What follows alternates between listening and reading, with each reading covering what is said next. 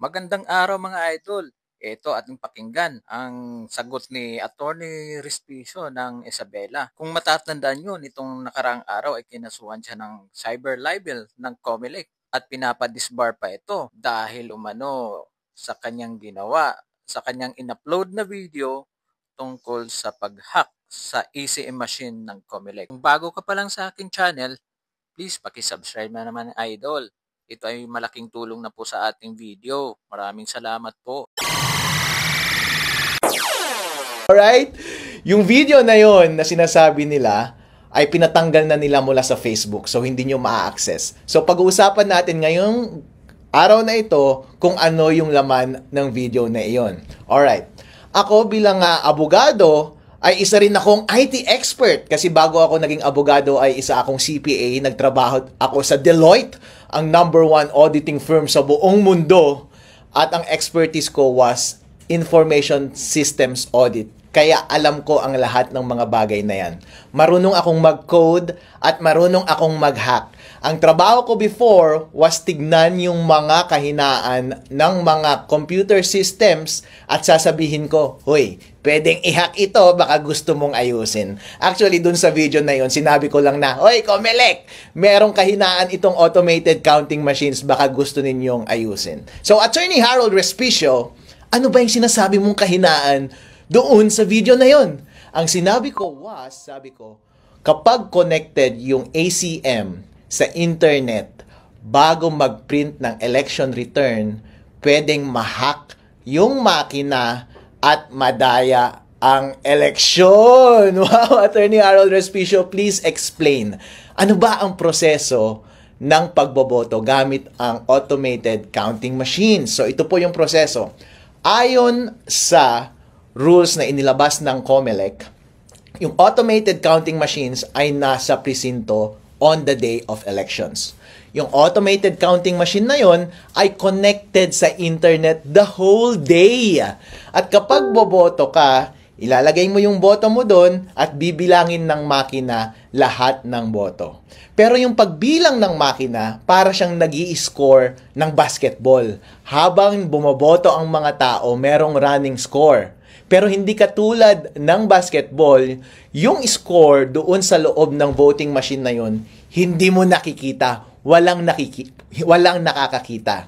At makikita lamang yung final score pagkatapos na ng pagboto, matapos ang 7:00 ng gabi on election day. At lalabas yung information na yon sa pamamagitan ng pagprint ng election return. Tapos, yung makina, ipapadala niya yung result sa servers ng COMELEC at yun yung official na returns ng election. Ang concern ko was, kapag konektado sa internet yung makina, bago mag-print ng election return at corrupted yung source code ng makina, pwedeng ma-hack ng isang hacker yung makina at dadayain yung lalabas na final score doon sa election returns at madadaya yung resulta ng election. Yun po ang puntos ko doon sa video na iyon. So, Attorney Harold Respicio, bakit pwede bang mabago yung source code ng isang makina? Well, ang binanggit ko doon sa video was, pwede on principle basta may physical access ka sa makina. Bilang eksperto sa IT, ikaw din, kapag bumibili ka ng gadget mo doon sa Green Hills, di ba? Kapag nakaw yung cellphone na yon or nakaw yung laptop, pagdadalhin mo doon, babaguhin na nila yung source code ng computer na yon kahit may password pa yung device na yon. Kasi, ang basic principle ng information system security is, basta may physical access sa device, ang isang masamang tao at gusto niyang baguhin yung source code ng makina na yon, pwede mong mabago yung source code ng makina na yon. So, on principle, ang mga makina ng pagboto, basta merong access ang tao dyan, pwedeng mabago yung source code. Ngayon, ang diniscuss ko doon sa video was, sige, sinesecure nga ng COMELEC lahat ng makina na iyon. Actually, meron bang opening, ang sinabi ko sa video is, meron bang opening or instance na baka hindi nakatingin yung gwardya na merong bad actor doon at baguhin niya yung source code? Kayo na lang ang humusga, di ba? So, mahirap iwasan yon kasi kahit gaano ka pa ka-stricto sa pagbantay ng makina, kahit konting sandali lamang na merong access ang masamang tao doon sa makina, halimbawa, galing sa loob ng gobyerno, kung gusto nilang dayain yung eleksyon, pwede nilang dayain yung eleksyon. Yun yung binanggit ko doon sa video na iyon. Ngayon, hindi mo maiiwasan yung bagay na iyon. Kaya, ang alternatibo mong solusyon dyan ay, kapag nagtanim sila ng masamang code, source code, doon sa makina at may opening sa hacker, pwedeng i-hack. Dapat ang gawin mo, during election day, wag mo siyang i-connect sa internet. Kasi kahit corrupted yung source code nun, kahit ano pa ang gawin ng hacker, hindi niya ma-access yung device. Therefore, hindi niya mababago yung score. And kapag hindi niya nabago yung score, ang lalabas na score ay yung tamang score sa makina at walang magagawa yung makina. Once i-connect mo na siya sa internet later at ipadala mo yung results sa server ng COMELEC, hindi mahirap nang dayahin yun kasi may kopya na lahat ng watcher ng totoong resulta ng eleksyon. Yun yung binabanggit ko na pwedeng opening doon sa video na iyon.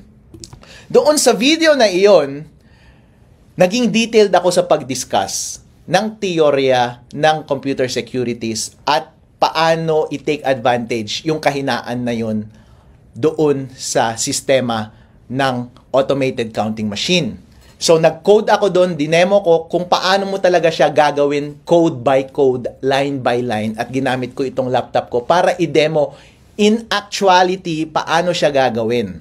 Para, pag nakita ng COMELEC yung video na yun, oo nga no, o kaya nakita ng taong bayan yung video na yun, sasabihin nila, oo nga no, convincing na convincing yung explanation ni Harold.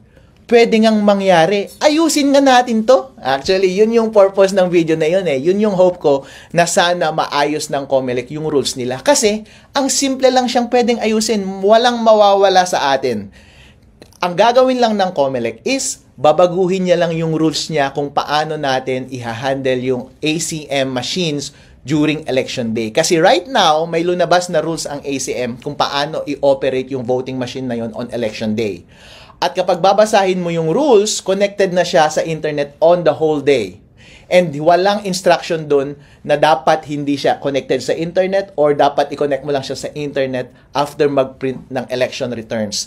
Ang recommendation ko was, bilang eksperto, ay magdagdag ka lang ng isang linya dun sa rules mo, COMELEC, at sabihin mo dun na wag mong i-connect sa internet habang nagbobotohan at habang nagpiprint ka ng election return. At i-connect mo lang sa internet pag magsesend na ng data papunta sa server ng COMELEC. May masama ba dun? Walang masama dun.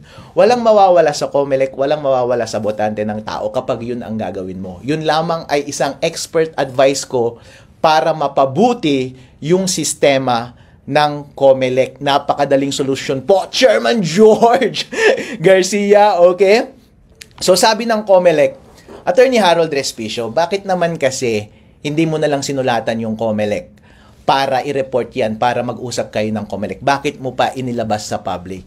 Actually, sir, ninabas ko yung video na yon on the day na nag-demo yung COMELEC doon sa aming probinsya, sa Reyna Mercedes Isabela. Kasi tumatakbo rin akong vice mayor doon sa aming probinsya. And during demonstration, kinausap ko yung head ng COMELEC sa aming bayan. Tinanong ko siya about sa vulnerability na ito. Hindi niya masagot at dinismiss niya ako. Dismissive siya sa akin. Pinakausap niya sa akin yung provincial COMELEC. Tinanong ko siya, pinagalitan pa ako. Dinismiss niya ako at binabaliwala niya yung concern ko. So anong gagawin ko?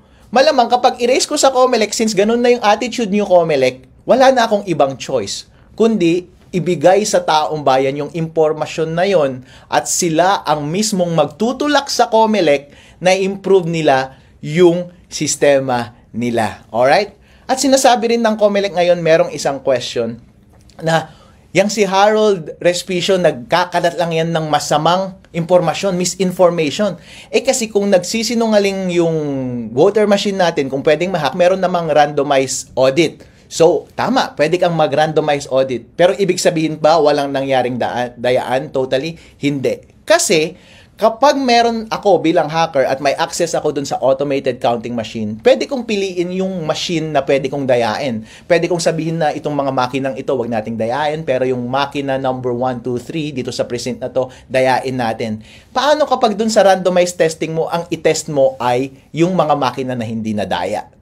The only way na pwede mo lang masabi na totally na walang nangyaring dayaan sa election is itest mo lahat ng voting machine at isecure mo lahat ng resibo ng boto doon sa ballot box na yon.